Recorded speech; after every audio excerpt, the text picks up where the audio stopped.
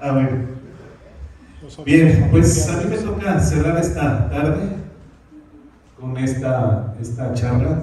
Es prácticamente lo que hemos venido hablando hace algunos momentos, hace algunas horas que hemos venido charlando sobre esto. Y quizá el título esté un poquito raro, o sea, porque es que Hernán Cortés, lo que Hernán Cortés me enseñó sobre el calendario mexica. O sea, pregunta, ¿no? O sea, todos sabemos que Cortés jamás habló sobre el calendario, ni creemos que quizá lo cometió una parte porque hemos encontrado alguna evidencia, pero de un principio pues, él nunca escribió sobre ese calendario. O sea, no podemos saber nada al respecto de sus palabras. Si me hace el favor de pasar la siguiente ponencia, le voy un poquito más rápido porque parece que nada más tenemos media hora, ¿verdad? Así es. ¿Qué hora son las 7? ¿Es hasta las 7? ¿Qué no eran las 6? Son 5:30. Tenemos una escasa media hora, entonces me voy un poquito más rápido. Pues es lo que le estaba platicando, ¿no? ¿Cómo va a ser posible que me enseñe algo si Cortés nunca escribió sobre el calendario mexica? Entonces, ¿de dónde saco yo que me está enseñando cosas? ¿De dónde estoy sacando este asunto, no? La que sigue, por favor. Y es aquí en donde todo esto de la nueva calendárica realmente surge del estudio de lo que va haciendo Cortés. Los frailes nos dejaban muchos datos respecto a cómo funcionaba la cuenta. Algunos sabemos que lo que casi todos repiten son 18 veintenas, 5 días de Octeni, para formar los 365 días del año, el tonal Powali, y hasta ahí se quedan. Después, de alguna forma, los arqueoastrónomos nos dan alguna otra idea de que también las divisiones del año en otros segmentos, en 73, en 65, en 78, con las familias, también eran una parte importante de este sistema. Pero, obviamente, los frailes nunca dijeron nada. No encontramos en sus textos, al menos yo no conozco alguno, quizá después se descubra algo más, que mencione que el número 73 era importante. Realmente no existe. O que el número 65, como lo encontramos con la familia allá en Monterrey, la familia de 65 días antes y después de los solsticios, era importante. No, tampoco. Entonces son cuestiones de que se van descubriendo después. Y eso fue lo mismo que en lo particular me pasó. Al ir estudiando, al ir descubriendo qué es lo que estaba haciendo Cortés, porque afortunadamente Cortés escribió mucho. Sabemos que escribió mucho, escribió cartas, escribió las cartas en relación al rey, escribió muchas cartas para lo de su juicio de residencia, y en realidad Cortés escribió mucho y tenía la buena costumbre, para nuestra fortuna, de fechar todo lo que estaba haciendo. Después tenemos, por ejemplo, también a Bernal Díaz del Castillo, que también en su obra da muchas fechas sobre el transcurso de lo que fue el periodo de lo que llamamos conquista. También después López de Gómara fue uno de el confesor de Cortés de alguna manera, y también él aporta algunas fechas para darnos cuenta de lo que estaba pasando en el discurso histórico. Y es de estas fechas en donde nosotros nos damos cuenta lo que les presentamos hace rato, que esto había atrás un telón calendárico, un guión que iban siguiendo. Y entonces ahí es cuando yo me doy cuenta de que en realidad no es que Cortés haya querido enseñarnos algo per se, sino que es a través de su comportamiento, a través de las fechas que se eligen para realizar un acto, para llegar a una ciudad, para salir a otra ciudad, para el evento de la matanza de Tosca, para el momento en que lo dejan entrar a Tenochtitlan, para el momento elegido para la entrega programada de Tenochtitlan. Todas esas están vinculadas a la cronometría nativa, a través del 365, a través del 260, a través del 584. Entonces, es de ahí de donde yo digo o afirmo que Cortés me enseña cosas que los frailes no nos enseñaron, cosas que la academia tampoco no se ha dado cuenta, cosas que de alguna manera Cortés en su actuar podemos ir vislumbrando y detectar cosas que no sabíamos del calendario. Si me hace favor, una más, por favor. El primer acercamiento, se los voy a contar cronológicamente cómo fue este descubrimiento. El primer acercamiento para mí fue detectar este ciclo de 885 días que ya hablamos, pues, se acuerdan de lo de Phi, que hablamos hace rato. Este ciclo de 885 que son la suma de 260 más 365 más 260. Quiere decir que desde el primer día que pisa Cortés esta tierra a cuando se entrega la ciudad de Tenochtitlan son exactamente 885 días. Y eso, como ya vimos, se divide entre 260, 365, 260 y suman exactamente esas 885 días. Y resulta que estos son tres fechas importantes de donde salen este número. Uno, si me haces favor, la que sigue. Uno es la batalla de Potocha, que está aquí. Es el 13 de marzo de 1519. Aquí está la cita fuente, en donde Bernal Díaz del Castillo nos narra cómo fue que llegaron ese 12 de marzo y al otro día tuvieron la primera batalla. Su primera batalla en estas tierras, este 13 de marzo de 1519. Y vemos acá la última, que es la batalla final, que es el 13 de agosto de 1521, que el mismo Cortés reporta en sus cartas de relación que fue cuando el día de San Hipólito. Aquí tenemos entonces una fecha final, una fecha de inicio. Pero resulta, de aquí a esta acá, son exactamente estos 885 días. Y a la mitad de esa cronodistancia, hay una batalla intermedia, que es la batalla que tiene con Pánfilo de Narváez, que venía a capturarlo. Sabemos que ya Diego Velázquez, que era ya gobernador de Cuba, lo había mandado a apresar.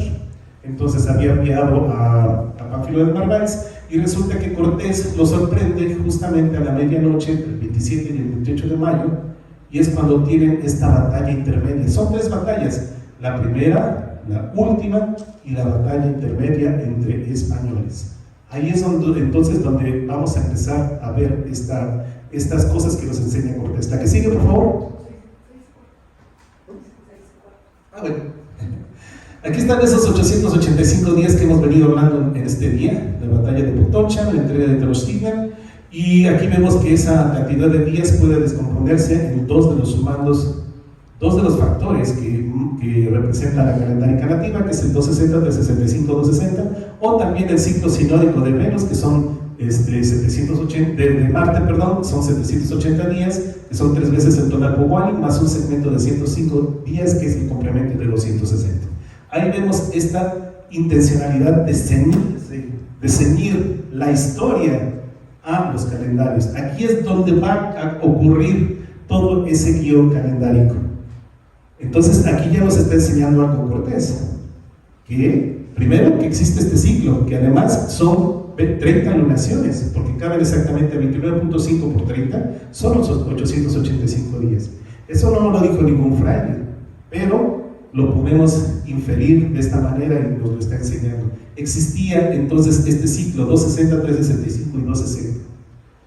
Si me hace favor la que sigue. Y de esto se depende otra cuestión que también nos enseñó el actor de Cortés, que significa la simetría temporal.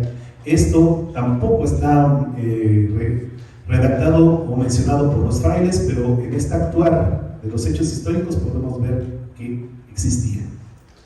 Aquí podemos ver entonces esas tres fechas que les mostré: la primera batalla, la batalla intermedia y la batalla final.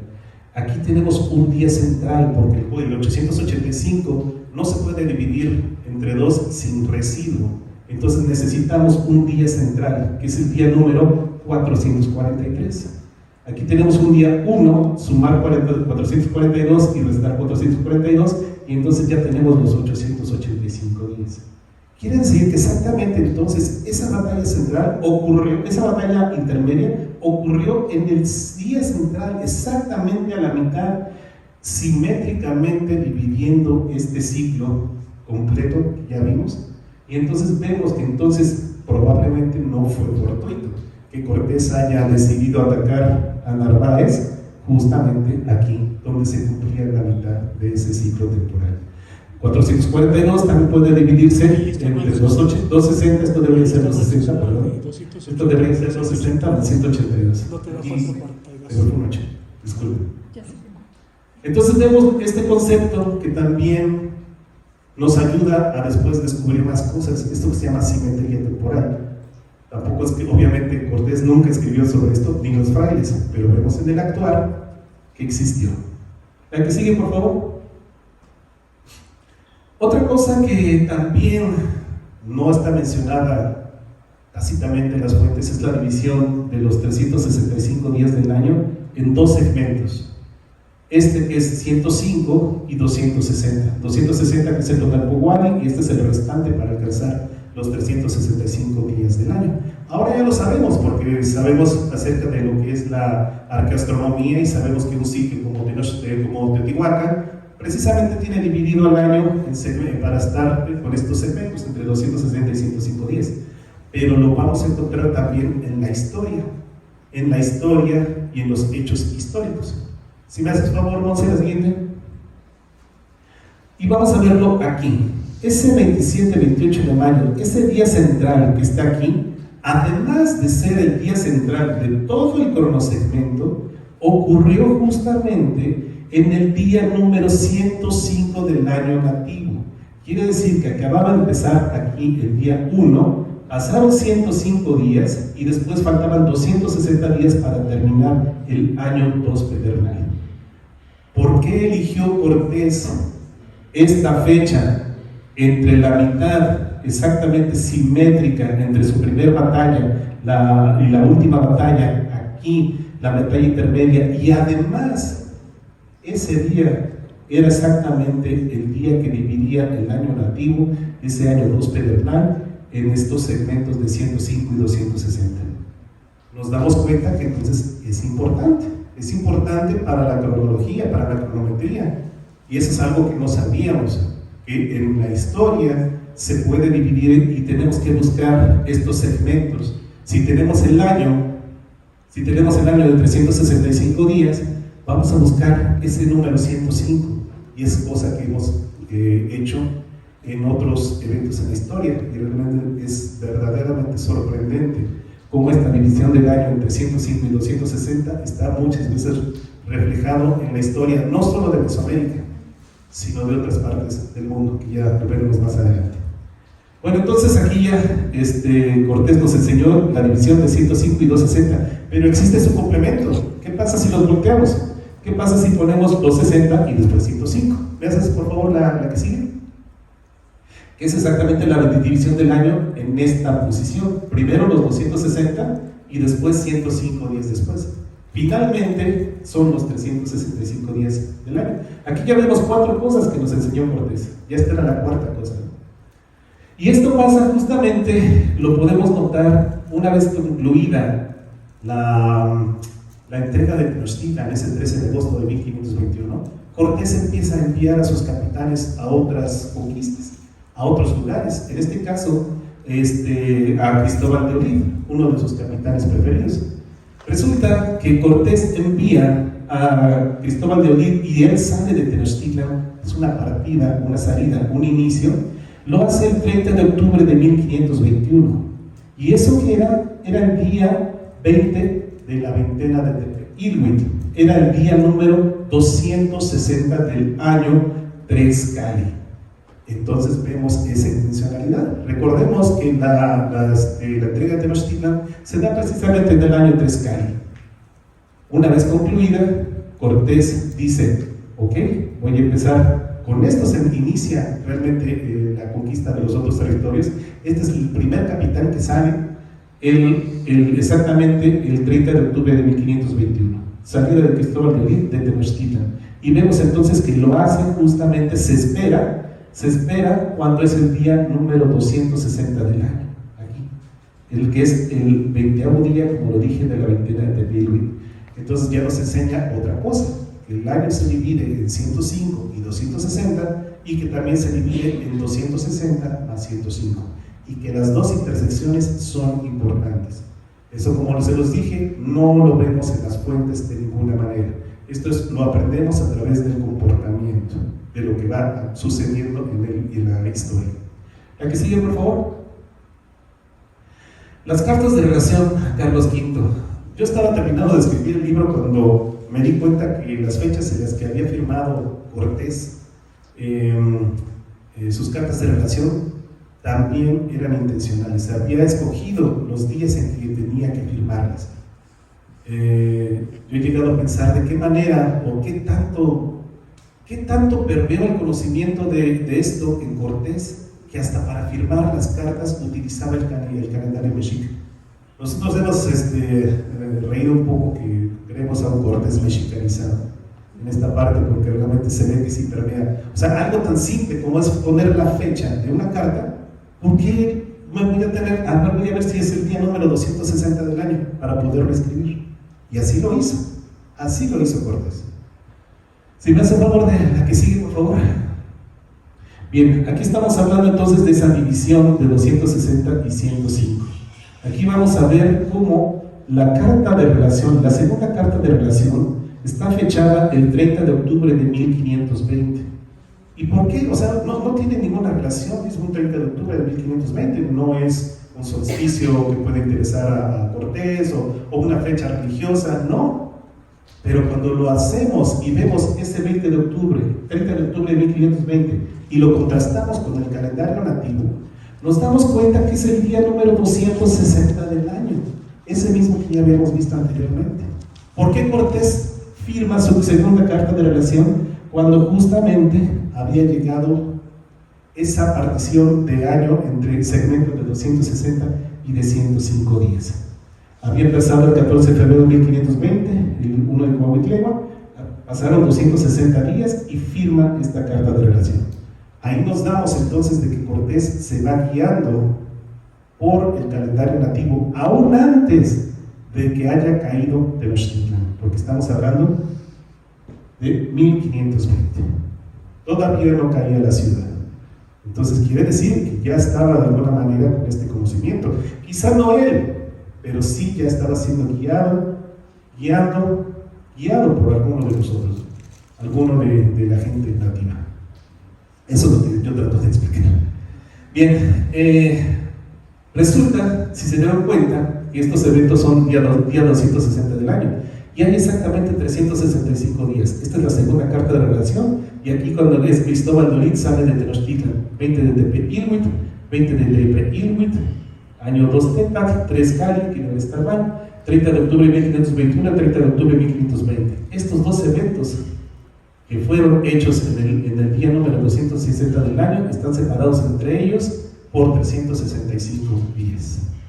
Ok, creo que me dieron 15 minutos, ¿no? ¿Sí basta? ¿Sí? Se me devuelvo rapidito. Bien, la que sigue, por favor.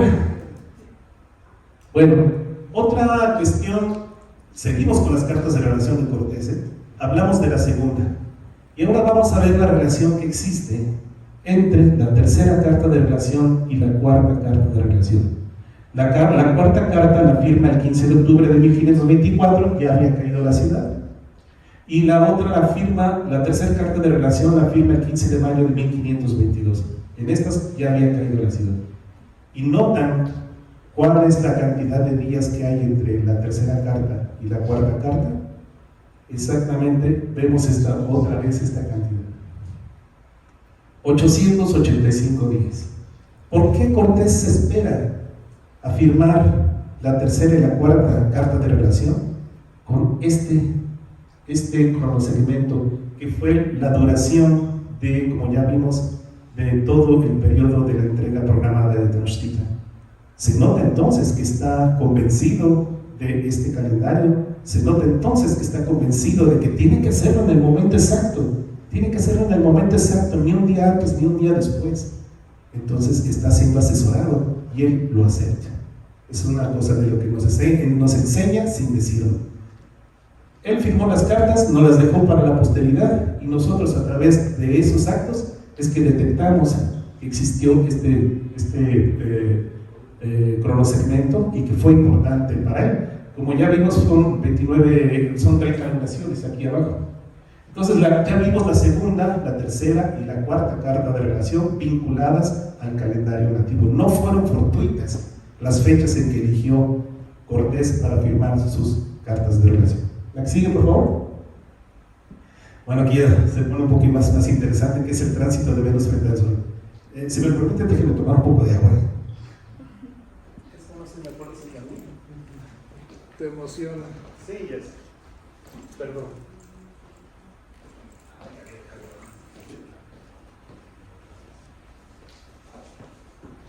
Bueno, así les doy chance de asimilar. Un break. Sí. Un break sobre un break.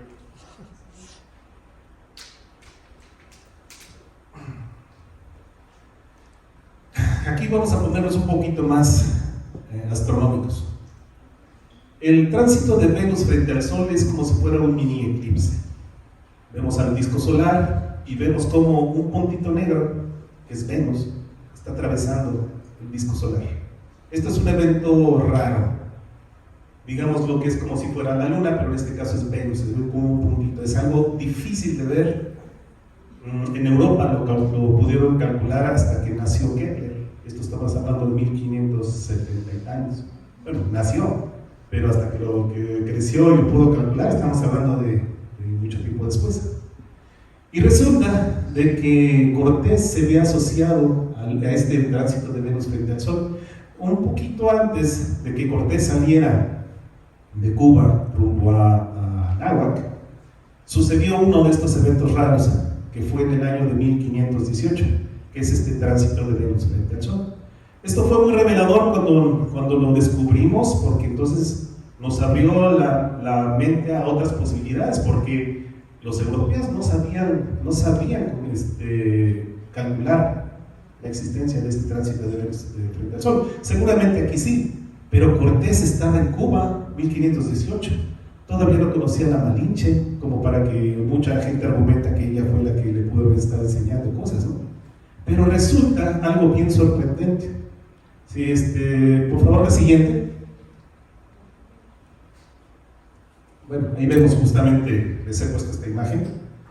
Esto ocurrió el 25 de mayo de 1518. Aquí vemos el disco solar y aquí vemos ese puntito, como Venus está atravesando el disco solar aquí, en eso que se llama el tránsito de Venus frente al Sol. Esta es una imagen muy bonita que podemos ver aquí en 1518. La que sigue, por favor.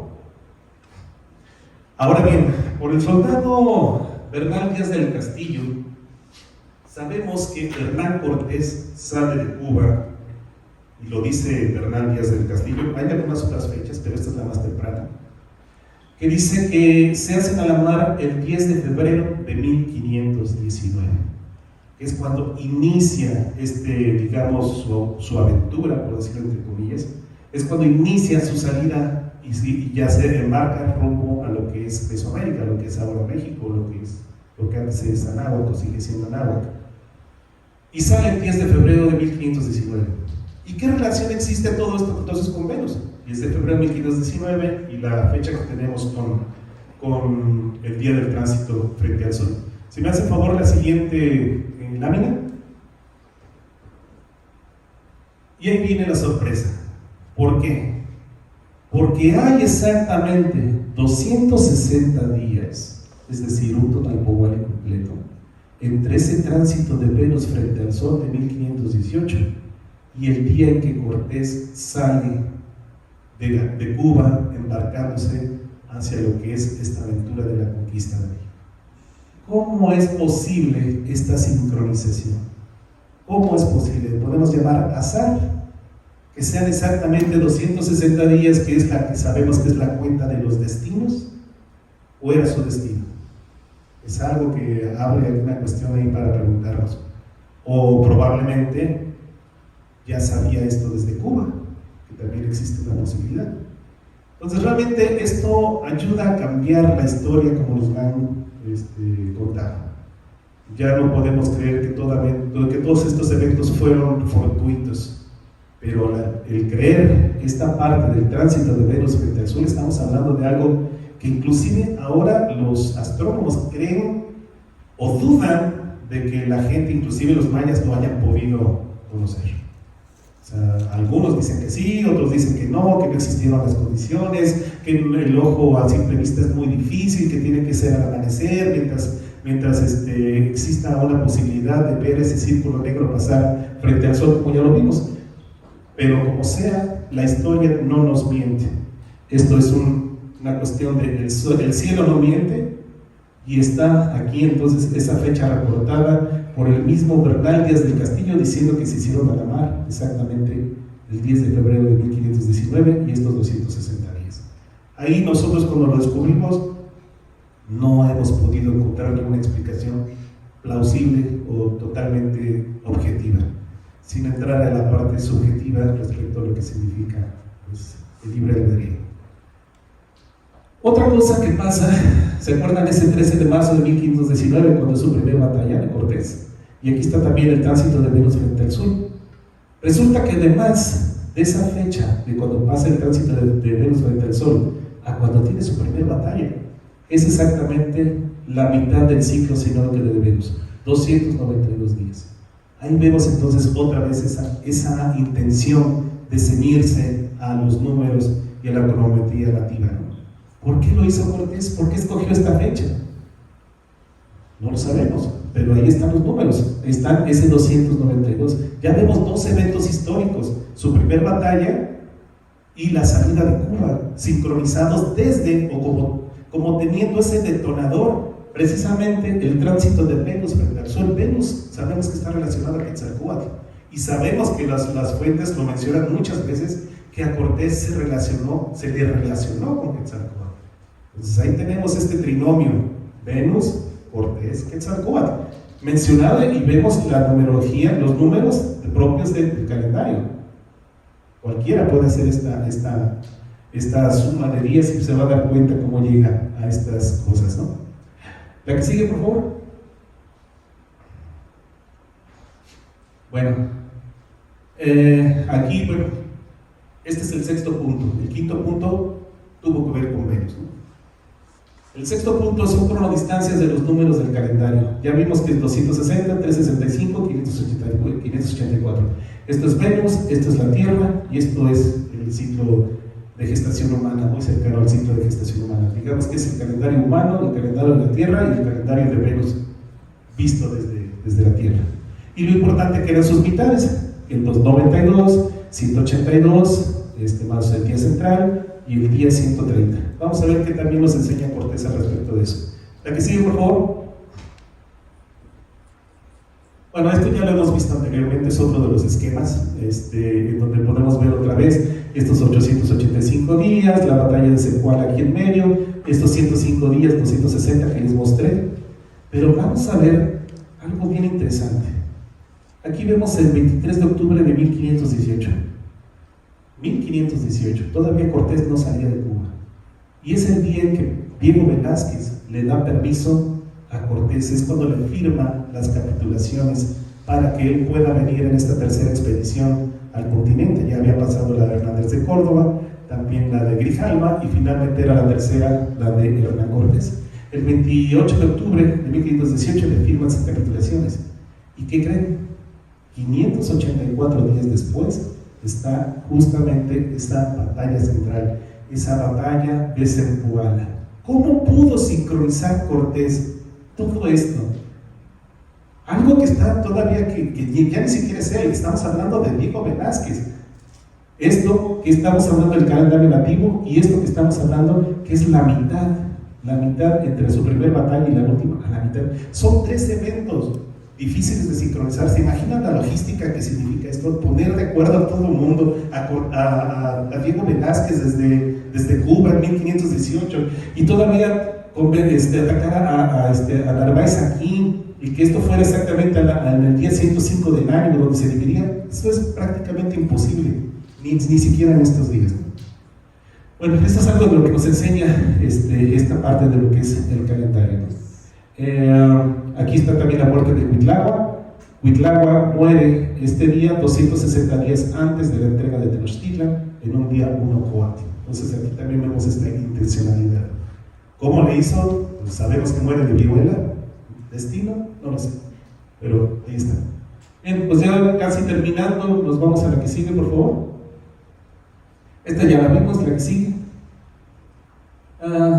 Pues esto habla exactamente lo mismo, nada más fuera del solsticio de invierno, cómo está el ciclo sinódico de Venus, el de Marte, cómo se conjugan, arriba uno, esto es Venus, esto es Marte, esto es Marte y esto es Venus, como al contrario se complementan, y su día central, aquí vemos otra vez esos 819 días, en fin, hay muchas fechas, ahorita solamente les estamos hablando de algunas, pero realmente hay muchísimas más. ¿La que sigue, por favor? Bueno, yo creo que las encomiendas, ¿cómo andamos de tiempo? Ya no sé. ¿Tenemos 15 minutos más? ¿Sí? ¿Seguro? Bueno, recordemos, este es un comportamiento de Cortés todavía después de que ya cae la ciudad de Tenochtitlan. Recordemos que Moctezuma le encarga a sus hijas, le encarga a su familia, y muchas, más bien sabemos que en la huida, la salida de Tenochtitlan, mueren algunos de los hijos de Cortés, pero dos de ellas sí salvan la vida, que es doña Leonor y la otra, no me acuerdo cómo se llama. Isabel. Claro que sí, te escucho, ¿verdad? Bueno, resulta que entonces Cortés decide entregarles o hacerles una donación de tierras, y para eso escribe cartas al rey. Estas cartas se les escribe diciéndoles que les va a dar donaciones. Si no mal recuerdo, es la de Tacuba, que era una muy grande, y la otra no me acuerdo cuál era, pero bueno, la de Catepec, claro que sí. Entonces, vemos que estas cartas que envía Cortés al rey las hace en estas fechas: 14 de marzo de 1527, y la otra no alcanzó a ver qué es. 27 de junio. 17 de 27 de junio. 17, bueno, no me alcanzó a ver cuál es la fecha que está ahí. 1526. Y entonces a nosotros nos llamó la atención, dijimos, bueno, si ya Cortés estaba acostumbrado a firmar las cartas usando el calendario nativo, pues vamos a ver si también en este caso lo hizo, ¿no? Y justamente nos damos cuenta de que ambas cartas, usando la cuenta de Alfonso Caso, la que nosotros llevamos, nos damos cuenta que es un día 12 lagartija en ambas situaciones. Entonces esto quiere decir que las firman en el mismo tonal. Pero lo sorprendente es aquí, la que sigue, por favor. Porque ¿cuántos días creen que hay entre una y otra? Otra vez, 260 días. Cortés sigue usando el calendario nativo. Ya en 1527, ya ni siquiera tendría que usarlo si lo hubiera visto como una herramienta para hacerse de la ciudad. Ya estamos hablando de 6 años. Después de la entrega de Tenochtitlan, ¿por qué sigue usándolo? ¿Por qué sigue firmando estas cartas que envía el rey utilizando el Tonalpohualli? ¿Por qué? ¿Por qué elige el 12 Cuetzpali para firmar una tierra de donación? Y esta también una firma de donación de tierras a las hijas de Moctezuma. Son 2 hijas de Moctezuma, ¿por qué lo usan el mismo tonali? ¿Qué tiene de especial el 12 Cuetzpali? ¿Qué tiene? Y ahí fue donde nos dimos cuenta, la que sigue, por favor, que el 12 Cuetzpali es el 27 de junio de 1526 o 14 de marzo de 1527, es el día número 584 desde un tonali Unosipactli. Es decir, que si yo empiezo a contar días empezando desde ese Unosipactli, y cuando sea 584, obviamente vas a repetir el Tonalpohualli, cuando llega al día número 584, va a ser el 12 Cuetzpali. ¿Y qué tiene de relevancia el 584? Como ya vimos, es el ciclo sinódico de Venus. Eso nos está enseñando Cortés sin decirlo. Podemos observar en su actuar este tipo de cosas. Entonces ya nos está diciendo, y eso ya Gerardo ya hizo todo un estudio al respecto, de por qué el 12 Cuetzpali. Aquí ya estamos hablando ya entonces de algo que no nos dejaron dicho nadie, pero que estamos viendo que se usó, que estamos viendo que ellos lo usaron en ese momento, y estamos viendo cómo se transparenta, cómo se evidencia este actuar y este calendario a través del actuar de Cortés. La que sigue, por favor. 11. Creo que ya se quedó dormido. Además, yo creo que fue al baño. Bueno, yo creo que ya de esta parte me voy a seguir, porque esta ya la vimos hace rato, ¿no? Lo que era el número áureo en la entrega de Tenochtitlan. Vemos aquí, mira, aquí está el segmento largo, segmento corto, el segmento total. Esta división tiene que dar 1.618, que ya vimos que ya la encontramos en lo que fue la entrega programada de Tenochtitlan. ¿La que sigue, Monse, por favor? Bueno, es que eso ya lo vimos hace rato. No, pero la imagen no era la otra, ¿no? Si quieres regresar un poco, por favor. Una antes. Una antes. Esa. Esto es Fi. Esto es con lo que construye la naturaleza. Un segmento largo, un segmento corto, que al dividirlos nos dé 1.618, y esto ya lo hicimos en los 885 días y nos dimos cuenta de que no fue fortuito. Y le estamos añadiendo Fi a la historia, Fi en el tiempo. Entonces todo eso nos enseñó Cortés. La que sigue, por favor. La que sigue, la que sigue, la que sigue. O sea, todo eso ya lo vimos hace rato. La que sigue. Finalmente, conclusiones. Son difíciles de sacar, porque Cortés nunca lo menciona. Nunca menciona que haya usado el calendario. Pero vemos que lo usa a través de sus acciones. ¿Por qué lo usó? ¿Qué tanto se convenció de usar del valor de este calendario? O sea, ¿cómo renuncia a un calendario cristiano, que para esa época era muy difícil renunciar a las cuestiones cristianas, y adopta un calendario pagano, un calendario que hasta lo pudieron meter a la Inquisición? ¿Por qué lo usa atrás de él? ¿Qué tanto se convenció realmente de este calendario? ¿Qué tanto lo conoció? ¿O seguía siendo asesorado? ¿Y por qué se dejaba asesorar? Son muchas las preguntas que nos puede arrojar este actuar de Cortés. Pero una cosa sí es cierta: la historia no fue como nos la han contado. La historia cambia con esto, poniéndonos al mando de las acciones, poniéndonos al mando de tomar las decisiones e ir dirigiendo a un Cortés. Los capitanes huaxoxincas, los capitanes cepatecas, tlaxcaltecas, no sé, abre muchas cuestiones ahí a muchas preguntas, pero definitivamente no fuimos un pueblo vencido, sino tomamos nuestro destino en nuestras manos y lo condujimos a ese 13 de agosto de 1521. Al menos eso es lo que yo quiero creer con mi corazón. Muchas gracias.